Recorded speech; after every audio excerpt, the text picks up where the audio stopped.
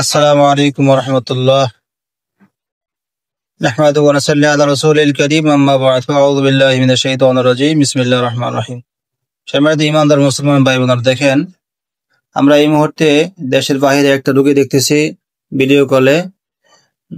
রোগীটা থাকে north cypress, মানে Europe কান্ট্রিতে একটা দেশে থাকে। এই বোনটির সমস্যা হচ্ছে জিন চালান করে দিছে। তো এই বোনটির কি কি ক্ষতি হচ্ছে, এই দেখেন সেই জিনগুলো আমরা আমাদের মহাক্কেল হুজুরদের মাধ্যমে ধরে নিয়ে আসছি।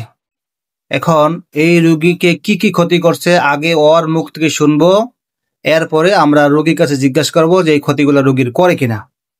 তাহলে আসুন আমরা শুনি। কোথা থেকে আসছে এটা জিজ্ঞেস করেন। হ্যাঁ, জিজ্ঞাসা করবো। এই বাবা, তোমরা কয়জন আছো? কতদিন ধরে আসছে? দুইজন। তোমরা কি রোগীর কাছে তোমরা আসছো কবে? আছি প্রায় 3 বছর ধরে। 3 বছর ধরে। কি কি ক্ষতি করছো রোগীর? রোগীর উপরে অস্থিরতা, জ্বালা পোড়া, সংসারে ঝগড়া ঝাঁটি, মিল মহব্বত, তারপর আয় রোজগার বন্ধ করে দিয়েছে। আচ্ছা, কাজ কাম গেলেই সবকিছু লস হয়ে যায়। আর খারাপ কাজ করি, ঘুমাইতে পারে না, ঝগড়া ঝাঁটি, সবাই অসুস্থ, একজনের পর একজন অসুস্থই থাকে। কেউ সাথে কেউ কোনোদিন মিল করে থাকতে পারছে না। এই জাদু করার পরে ওগুলা আমরা কিছু করার না করে চালান করে লাগিয়ে দিয়েছে। এই বোন এই যে কথাগুলো বললো এগুলো ঠিক আছে? আপনার ঘুমের সমস্যা হয়? প্রচুর ঘুমের মধ্যে হুজুর অনেক সমস্যা করে। আচ্ছা, কি কি সমস্যা করে ও যে বল, ওগুলো ঠিক আছে? জি ঠিক আছে। আমি ঘুমাইলে আমার ঘুমের মধ্যে হঠাৎ করে সজাগ হয়ে যাই, আমার শরীর কাঁপে, শরীর ঝাঁকি মারে এবং ঘুমের মধ্যে শারীরিক মেলামেশা করে প্রত্যেকদিন। প্রত্যেকদিন শারীরিক মেলামেশা হয় ঘুমের মধ্যে। আমার হুজুর বুবায় ধরে আমারে 2 হাত পাও বাইন্ধা আমারে মাইরা লাবার চেষ্টা করে। আমি কোন রকম ছুটি। আচ্ছা, আপনি এখন কোন দেশে আছেন? আমি আছি নর্থ সাইপ্রাসে আছি। নর্থ সাইপ্রাস এটা কোন আমেরিকার মধ্যে একটা শাখা নাকি আমেরিকার বাইরে? এটা আলাদা একটা দেশ? না না, এটা তুরস্ক।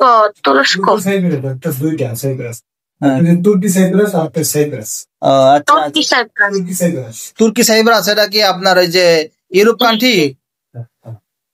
না না, এটা ইউরোপ পড়ছে না, এটা তুর্কির মধ্যে পড়ছে আর কি। তুর্কি সাইপ্রাস তুর্কিস্তান মুসলিম কান্ট্রি তো? জি মুসলিম কান্ট্রি। আচ্ছা, মানে তুর্কিস্তান তো না, মানে জায়গার নাম হচ্ছে আপনার কি বললেন? তুর্কি সাইপ্রাস। তুর্কি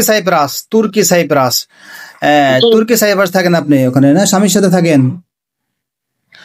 জি, আমার হাজবেন্ড আনছে, আমার 2 বছর হয়েছে। 2 বছর যাবত ওনার প্রায় 60 থেকে 70টা পাসপোর্ট জমা দেওয়া, একটা পাসপোর্ট উঠে না 2 বছর যাবত। আমি আসার আগে অনেক ব্যবসা বাণিজ্য ভালো ছিল, কিন্তু এখন ওনার একবারে আরো ঋণ 50 থেকে 60 লাখ টাকা ওনার উপরে ঋণ এসে পড়ছে। জাদু করা আছে এগুলা দ্বারা ওই ব্যবসা বাণিজ্য বন্ধ করছে কে? হুজুর সব টোটালি বন্ধ, কোনো আয় রোজগার কিচ্ছু নাই হুজুর। কেন সমস্যা করে দিছে? কেন? আত্মীয় স্বজনের ভিতরে করেছে, চালান জিন ওনাকে দিয়ে দিয়েছে।